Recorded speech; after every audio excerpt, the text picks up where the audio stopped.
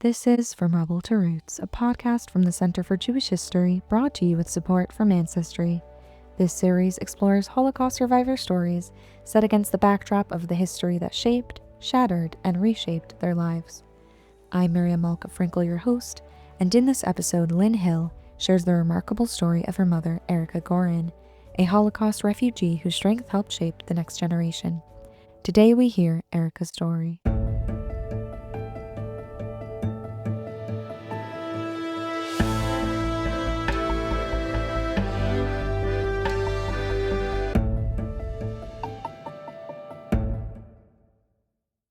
My name is Lynn Stiefel Hill, and I am the daughter of two Holocaust refugees, Erica Gorin and Siegfried Stiefel, better known as Fred.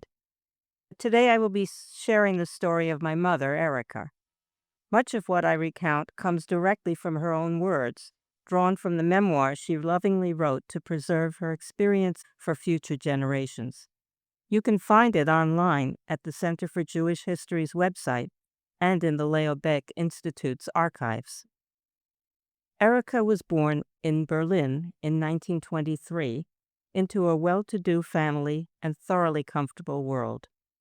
Over the years, her name shifted with her life. Erica Lange with a K, Erica Lang, Erica with a C, Erica Stiefel, and finally Erica Gorin. Her early childhood was one of stability and joy. Her father ran a successful wholesale hosiery business with his brothers, supplying department stores across Germany. He traveled often, leaving Erica's mother to oversee the family's nanny, embroider tablecloths, enjoy weekly bridge games with cousins, and accompany the children and servants to the park or the Berlin Zoo. The zoo, famous then and now, was a beloved family destination. With season tickets, Erica and her younger brother spent countless happy hours on the playgrounds. In the evenings, a woman who worked for the family would take the children home while their parents engaged in social events, like meeting relatives for beer and cards at one of the restaurants in the zoo. My mother had especially happy memories of the Jewish holidays during that time. On Erev Rosh Hashanah, the Jewish New Year, she and her brother placed their Wunschzettel, wish list, under the challah cover. This was not a list of gifts they hoped to receive. Rather, it was a poem of thanks to their parents for their love and care, wishing them all good things in the new year. Several weeks before the high holidays, her father practiced blowing the shofar. He enjoyed this and blew with great gusto. This made her mother nervous, and she would beg him, "Please, Herman, what will the neighbors think?" Several years later, her entreaty was more serious. "Please, Herman, stop already. The police will come." Fortunately, they never did. On the holidays, Erica's father would walk to the synagogue early in the morning. She thought he looked handsome wearing his top hat. He stood very straight and urged his daughter to follow his example. "Walk tall and be proud that you are a Jew," he'd say. She worked hard to emulate him, assuming that all the neighbors had nothing better to do than watch the Langes on their way to shul. In 1933, when Erica was 10, everything changed. Hitler came to power. At first, German Jews believed he would not last. People greeted each other with a half-joking, half-anxious, "Wie lange noch?" How much longer? It seemed inconceivable that educated, cultured, and decent citizens would permit the persecution and catastrophe that eventually occurred. Erica entered high school in 5th grade at the Camiso Lyceum. On the first day, mothers accompanied their daughters. A non-Jewish girl named Laura sat beside her. Laura's mother cheerfully suggested the girls become friends. Erica's mother nodded politely, knowing, as Erica did, that this would not happen. The teacher asked the Jewish children to identify themselves, and from that moment on, Erica was singled out. Teachers expected flawless behavior and top marks from the Jewish students, insisting that they were doing them a favor by even allowing them to attend the school. Any infraction meant expulsion. There were only 2 other Jewish children in the class, and the non-Jewish children were firmly instructed to avoid any friendly behavior towards the Jews. When Erica returned from school each day, she pretended that all was well, and her parents believed her. She knew this is what they needed to hear, but actually she was deeply alienated. One afternoon, she met a classmate on the street and felt thrilled when the girl spoke to her. The only issue with such an occurrence, outside of the teacher's disapproval, was that Erica was babysitting her 3-year-old brother, and he grew restless and pushed the girl. The next day, the teacher announced that a Jewish boy pushing a German girl was outrageous. The teacher threatened to call the police and announced to the class that Erica's father would be taken to a concentration camp as punishment for his son's behavior. Erica's mother rushed in desperation to the teacher's home to apologize, eventually convincing him that her young son meant no disrespect. Disaster was narrowly averted. Between 1933 and 1936, life for Jews worsened, yet strangely, 1936 felt like a fairly good year to Erica's family. Berlin hosted the Olympic Games, and the regime wanted to impress foreign visitors. Berliners were asked to register spare rooms for guests. Erica's mother signed up, offering even the family car and chauffeur as amenities for the visitors. She hoped her guests would be kind-hearted folks from America and be so impressed that they'd sponsor the family's emigration. Instead, they ended up hosting the family of a German shipbuilding executive who either never realized or never acknowledged that their hosts were Jewish. After the guests left, they sent a polite thank you note, but they did nothing to help the way Erica's parents had hoped they might. Then came Kristallnacht. The rise of the Nazi regime in Germany officially began in 1933, the year Adolf Hitler was appointed chancellor and the Nazis seized power. Almost immediately, the new government began enacting anti-Jewish laws and policies. One of the most significant was the Nuremberg Laws of 1935, which stripped Jews of German citizenship and forbade marriage or sexual relations between Jews and non-Jews. Nazi propaganda led by Joseph Goebbels portrayed Jews as a threat to German society, the economy, and culture, reinforcing widespread prejudice. The murder of a German diplomat in Paris by a young Polish Jewish man who hoped the act would draw international attention to the Nazis' persecution of Jews gave Joseph Goebbels the pretext he needed to organize Kristallnacht in November 1938, urging the German public to take action. On November 9th and November 10th of 1938, synagogues were burned, Jewish-owned businesses were destroyed, and thousands of Jews were arrested and sent to concentration camps. Kristallnacht marked a dramatic escalation in Nazi policy. It was no longer only social and legal exclusion, but open, state-sanctioned violence. Erica was staying with her grandmother near the Prince Regentenstrasse synagogue, the family's congregation, while her parents were away seeking medical help for her father, who had developed endocarditis. Erica woke to terrifying news. Synagogues were burning. She ran into the street and saw her family's synagogue swallowed by flames. The firemen were there, but they did nothing to stop it. They were civil servants under Nazi control, their only job to make sure the fire didn't spread to neighboring buildings, nothing more. She saw people cheering, mothers holding babies aloft, pointing gleefully at the flames. Nobody noticed or cared that she was crying bitter tears. She turned and ran back to her grandmother's house, her heart pounding. Her grandmother, having already heard what was happening and knowing that Jewish men were being arrested and deported to the camps, scrambled to hide the male relatives. Later that day, she remembered a friend's birthday party and walked through the shattered glass of Kristallnacht's remains to deliver her gift. She rang the bell, and her friend's family, terrified, came to the door. They thought the police had come to arrest her friend's father, and were very relieved to find Erica instead. She was the only guest at the scheduled party, an attempt at normalcy in a world gone mad. In January 1939, Erica and her brother Hans left Berlin on the Kindertransport.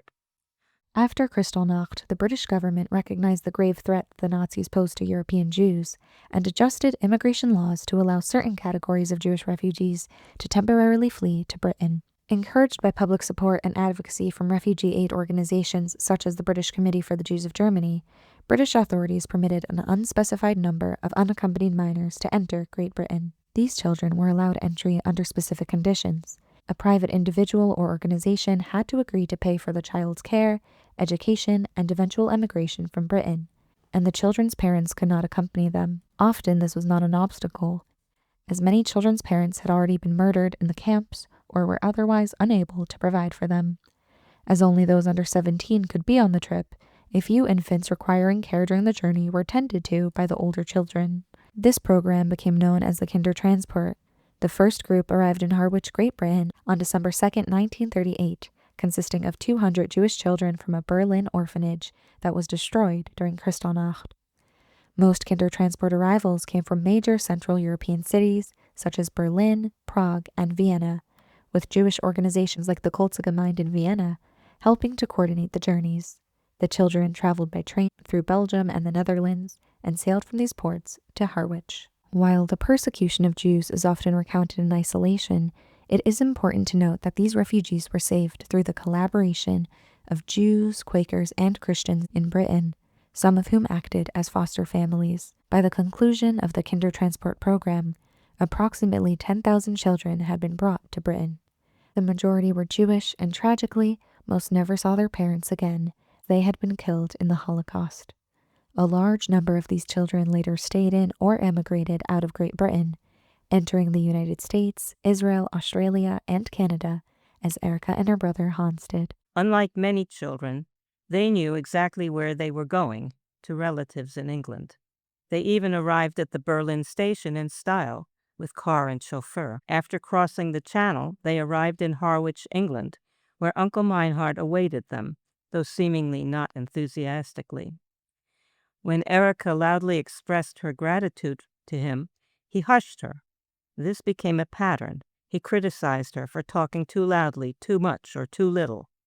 Once her favorite uncle, he now seemed depressed, likely overwhelmed by exile, unemployment, and fear. He spent his days playing golf and studying English, wholly unprepared to cope with a teenage girl. In April, Erica's parents arrived. Her father, after 2 strokes, had impaired speech, memory loss, and near blindness. They were financially dependent on Uncle Meinhard and another uncle, which was humiliating for her proud mother.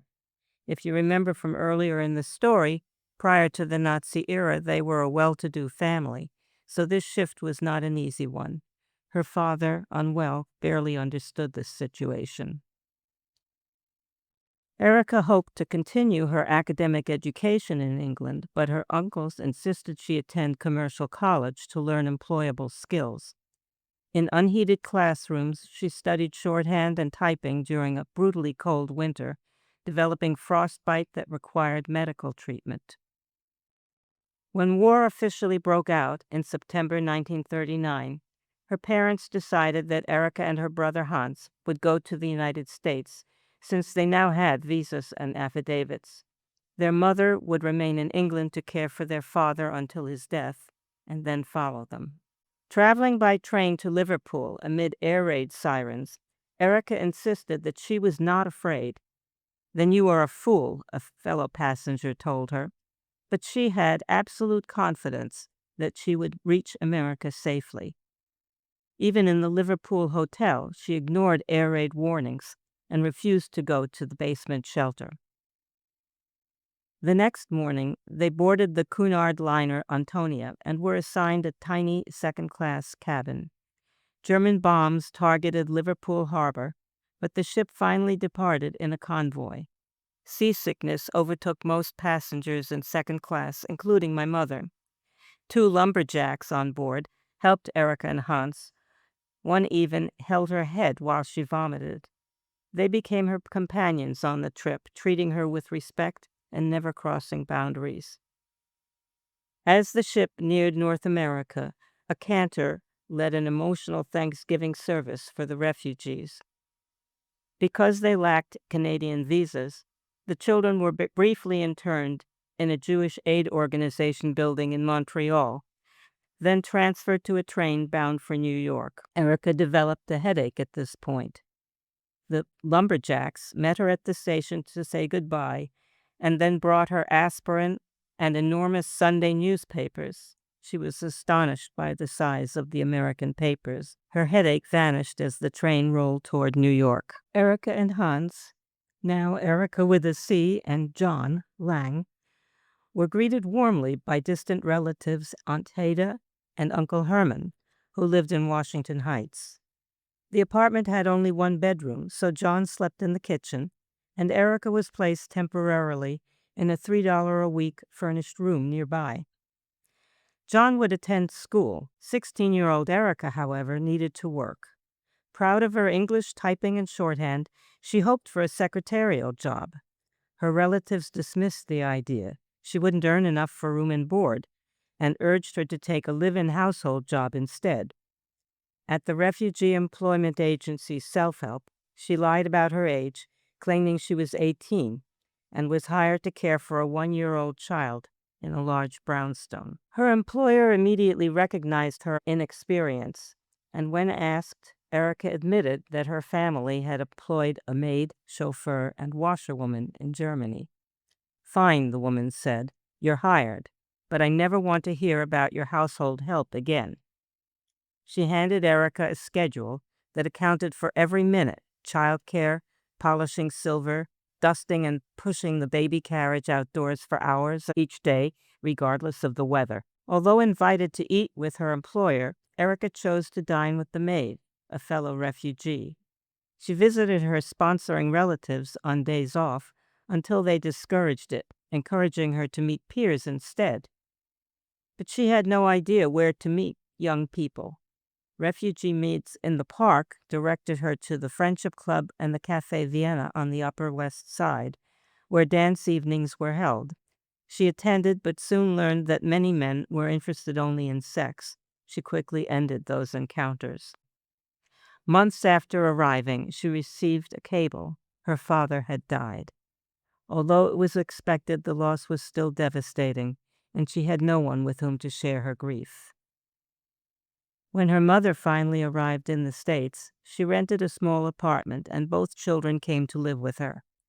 Erica secured a secretarial job at the National Recreation Association, where coworkers were kind, and she finally began to build a network of friends. In the fall of 1942, at a Halloween party held by the New World Club, an organization for refugees, Erica met Fred Stiefel. Fred was also an immigrant from Germany and had come to New York in 1938 from Frankfurt.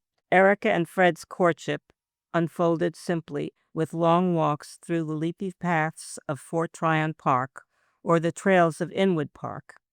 Conversation flowed effortlessly, drawing the two closer with each shared smile and thoughtful word. The urgency of wartime seemed only to heighten their connection, compressing months into moments, and by December they were engaged. Fred wrote to his brother Ernst with the tender excitement of a man in love, writing, "Your new sister-in-law is a very charming and nice girl, intelligent, well-educated, from a good family. We love each other very much. It is only too bad that we cannot let the parents know." At the time, Ernst and Fred had no way of knowing what had happened to their parents amid the chaos of war. All they knew was that contact had been lost. Erica, 19, and Fred, 28, were married on Valentine's Day, 1943. Together, they embraced the vibrant culture of New York, attending free lectures, concerts, theater performances, and films, while their home resonated with the sounds of radio programs. Fred, though drafted several times, failed every eye exam due to severe nearsightedness, serving instead as an air raid warden. They saved money, assuming that they would one day bring Fred's parents to America. After the war, Ernst, now serving with the U.S. Army, returned to Frankfurt and discovered the heartbreaking truth. Their parents had been deported to Poland in May 1942, and none of those on the transport had survived. Their beloved parents were gone. Erica and Fred built a family with 3 daughters, first in a one-bedroom Inwood apartment, then in a small attached house in Forest Hills. Their first child, born 2 years after the war, was named after Fred's mother. Ernst's oldest son was named after their father. Fred never spoke of his childhood or his parents. When his daughters asked, he said only, "I don't remember," because of the childhood Erica had, which was so alienating and disrupted. Her goal when she raised us was to make us feel as secure and loved as possible. And that was very important to her, that we always feel very secure and never feel scared or in danger. The couple enjoyed 25 beautiful years of marriage. Then, after a special trip to Israel, Fred was diagnosed with cancer and died just 6 weeks later at the young age of 53. Erica missed him dearly, but she eventually remarried. Encouraged by her second husband, she returned to school, earned a GED, and completed 4 years of college, summa cum laude, and even did 2 years of graduate work.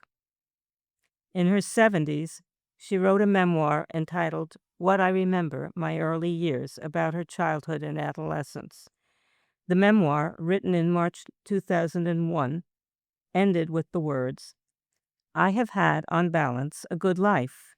I feel richly blessed by God." Though her conclusion sounded like a farewell, she lived another 20 years. She remained active in her synagogue, enjoyed writing for publication and personal enjoyment, and stayed close to family and friends even as many friends passed away. By middle age, perhaps long before, she had stopped defining herself as a Holocaust refugee. She spoke and wrote freely about her past, but refused to let it dictate her identity. Her resilience sustained her through war, the deaths of both her husbands, the loss of her middle daughter to cancer, a severe traffic accident, and multiple infections in her 10th decade. She insisted on remaining in her home, climbing the stairs of her 2-story house into her last months. She joined family gatherings for Thanksgiving, Rosh Hashanah, and Hanukkah. She attended the bar mitzvah of her oldest great-grandson, Leo. By that time, she had 10 great-grandsons, and once complained, jokingly, that the only thing missing was a great-granddaughter. She died peacefully in her home, just shy of 99 years old. You've been listening to From Rubble to Roots, a podcast by the Center for Jewish History, brought to you with support from Ancestry. We thank Lynn Hill for sharing Erica's story, a legacy of survival, perseverance, and the quiet strength that echoes through generations. Erica and her husbands have sadly passed on and can no longer share their stories themselves, but through efforts like these, their lives and memory live on. Every family has a story. If you or someone you know is a survivor or child of a survivor and would like to share that story with us, we invite you to be a part of this living archive. To learn more or to record an episode, email gi@cjh.org. Again, that's gi@cjh.org. I am Mary Malka Frankel. Thank you for listening and for helping carry these stories forward.